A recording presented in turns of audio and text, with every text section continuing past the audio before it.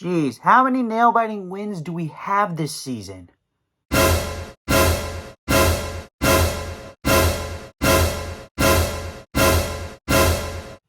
Gosh, if there was only a phrase that would justify my thoughts on this occasion. Could we please stop this? Actually, that works.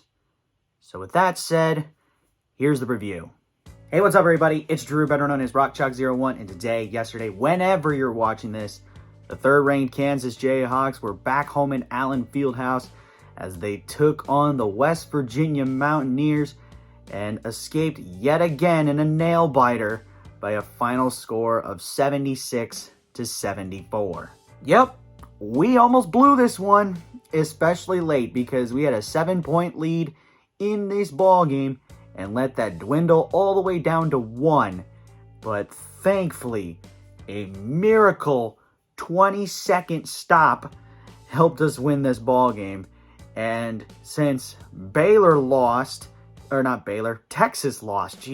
Texas lost to Baylor earlier in the day. So that means KU is in sole possession of first with this victory. I mean, yay, but also, this game. Now, there was a lot of good things that came out of this, but there were a ton of bad things. So with that being said, for those of you who do not know, you have positives and negatives about the game, you have a player of the game, and a player who needs to improve. Without further ado, let's do it. All right, positives. KU shooting performance, a lot better than the last couple of games, as KU actually shot above 50% in both field and three-point categories. KU shot 55% from the field and 50% from three. However, the free throw percentage almost killed us as KU shot 59% from the charity stripe, which, But the other two are great. I mean, we actually started making shots every 1 or 2 possessions, which is good, especially now we're picking up the pace in these final couple games in conference play and getting ready for the Big 12 tournament. Perfect. We did really well. So yeah, shooting performance, that's positive. Defensively, KU actually held West Virginia to somewhat under their average, as West Virginia shot 46% from the field, but 29% from beyond the arc. And they killed the free throw percentage as they shot 86% from the charity stripe, which they're a good team shooting free throws. But defensively, holding them to less than 30% from three. I mean, I'll give them credit, the 46%. Most of them came on second chances. But gosh, we did well holding them to under 30% from three, under 50% from the field. This is a win. And thank God it happened, because if that was not the case, we would have got our butts whipped. So yeah, holding them to under their averages, that's also a positive. Turnovers. My goodness, this was a turnover fest. But KU won the turnover battle as the Mountaineers had 21 turnovers and KU scored 20 points off of them, while the Jayhawks had 19 of their own, and West Virginia actually outscored KU off of turnovers, so they put up 25. But we had less turnovers in a turnover fest, which adds up to 40, which, that's bad basketball. But thank God we took care of it late, forced a turnover at the end. So yeah, winning the turnover battle, that's also a positive. And you could call it a cancellation of this one, but fouls, both teams had 17. The only reason why KU had 17 is because Bill Self did get teed up in this game, which I don't know what happened with that situation. I knew he was barking at the officials, especially in the first half, but the second half, that's when he got the whistle. So I have no clue about that one. However, Bob Huggins should have been teed up, and he did not get a single whistle, because my gosh, the dude was flying off, like, out on the court, barking at the officials, and they didn't give him one. Surprisingly. But what are you going to do with a coach who is on the verge of near retirement at this point? But yeah, so technically, if you want to put it that way, KU had less fouls without Bill Self's tee, so it would have been 17-16. but Coach Self got teed up. That makes it tied. So I guess you can call it a positive, negative, a push. I don't know. So yeah, having the same number of fouls as West Virginia, I guess, is a positive. And the other positives are nitpicks, as KU won the points in the paint battle 28-26. Fast break points, KU won that 17-7, which that surprises me. And bench points, you can also call this one a push, as both teams only had 3 bench points, which, eek. This was the first time in like months, or not months, but weeks, where KU had significantly bad bench points. And thank goodness it didn't cost us the game, but it could have, as only one guy hit a bucket for our bench. Other than that, they were just in as courtesy players because some of our guys went down. And I thought a few times where our guys got in foul trouble, especially our bench guys getting in foul trouble, it was ticky-tack. I mean, what I heard is that it was so bad, the officiating was so bad that ESPN called him out. That's saying something if that's the case, that the officiating crew that called that game needs to get a review check or something. But yeah, and it was bad both ways. I mean, there was a few ticky-tack calls that West Virginia got called on against KU. KU got a lot of it, and I mean mostly on offensive fouls, because there was a few times that they flopped, but nothing.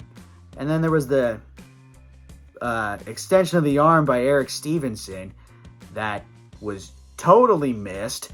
How did they not see that one? I don't know, but what can you say? So, yeah. But again, going back to it, bench production, non-existent for both teams. So, but with all that said, and with all my yakking at the refs, those were my positives.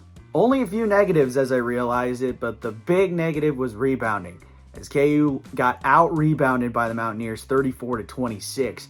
Most notably, it came on the offensive glass, as defensively, both teams had 20 rebounds, but it all went down to offensive rebounds, with the Mountaineers winning at 14-6. And that mostly came in the second half, because they would put up shots and it just get tipped around, all around, and somehow, some way, their bigs would get it and put it in for an easy 2. We just gotta do better, my goodness.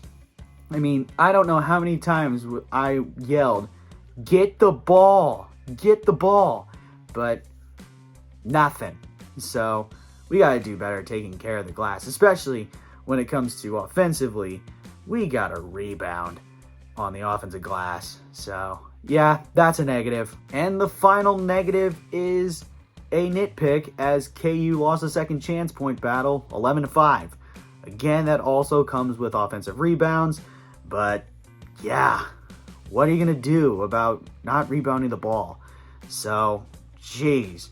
With all that said, those are my only negatives. All right, player of the game. And I think it's pretty obvious at this point, and I'm hoping that he is okay, because he did go down with an ankle injury. But my player of the game is DeJuan Harris. My Lord, where did this come from? And I mean, it was somehow, some way, a quiet scoring for him. 17 points, 1 rebound, 6 assists, and 6 steals. My goodness, 6 steals in 36 minutes. Had a great shooting performance, 7 of 9 from the field, 2 for 3 from beyond the arc, and 1 of 2 from the free throw line.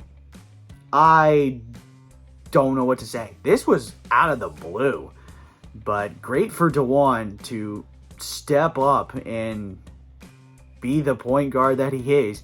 The fact that he still didn't make like the Bob Cousy watch list preseason, midseason, whenever. The fact that he's not even like recognized for it is blasphemy. Look at this game. Look at this game. He had a quiet 17. I didn't know he had 17 until someone called it out. They're like, he's got 17 points. I'm like, oh. But yeah, that was quiet. The 6 steals is remarkable. In fact, 5 of them came in the first half, which actually that's the most steals in a half since Andrew Wiggins did it in 2014. So, congrats to Juan. He played his heart out, but I hope he is okay after suffering a right ankle injury at the end of the game. Hope he's okay. So, but yeah, he played great. So with that being said, DeJuan Harrison's my player of the game. Player who needs to improve. Not very many options, but I am going to give it to Jalen Wilson. Now, hear me out. It would have been that way earlier in the game anyway, because he was struggling and didn't put up very many shots, but still finished with 11 points, 6 rebounds, 2 assists, and a block in 37 minutes. Had a really cold shooting night. 4 of 9 from the field, 0 for 1 from 3, and 3 for 6 from the free throw line. Jeez. I don't know what to say. Wilson has been on a little bit of a cold streak these last couple games. Just hasn't seemed to be clicking, but I think it's a little bit of a cold slump. I think he'll get out of it, but this game and the TCU game previously, he just didn't really showcase much. So, hope that changes, and I think it'll change for the good. But yeah, 9 shots.